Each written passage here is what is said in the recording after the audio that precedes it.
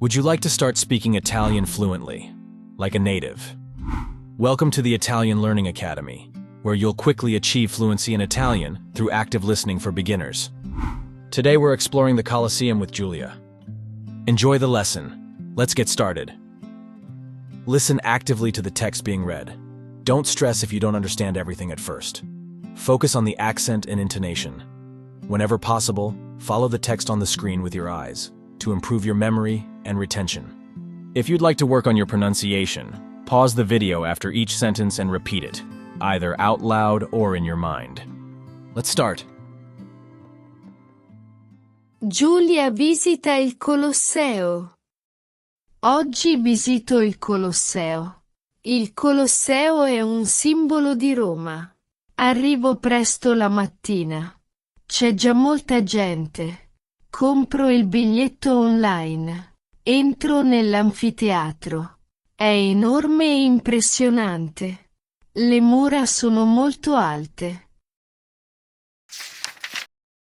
Vedo l'arena centrale. Immagino i gladiatori che combattevano qui. Salgo le scale antiche. La vista dall'alto è spettacolare. Faccio molte foto. Ci sono guide turistiche ovunque. Ascolto alcune informazioni interessanti. Il Colosseo ha quasi 2000 anni. Era usato per spettacoli pubblici. Ora vedo i sotterranei. Qui tenevano gli animali. Fa un po' fresco qui sotto.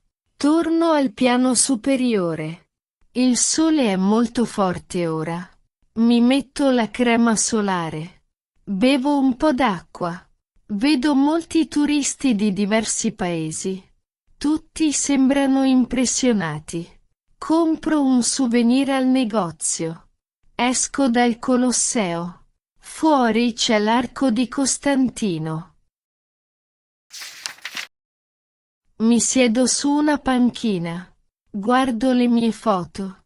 Sono stanca ma felice. È stata una visita incredibile. Vorrei tornare un giorno. Il Colosseo è davvero magnifico. Arrivederci e grazie. Well done on reaching this point. You've done an outstanding job. I'm sure your Italian skills have reached new heights. Keep in mind, you can revisit the lesson whenever you like, as many times as you need. It's up to you to decide the pace and intensity of your learning. If you're enjoying this video and finding it valuable, I'd really appreciate it if you could leave a thumbs up and subscribe to the channel. Also, please let me know in the comments if you have any suggestions for future videos. That's all for now. Join me again in the next episodes.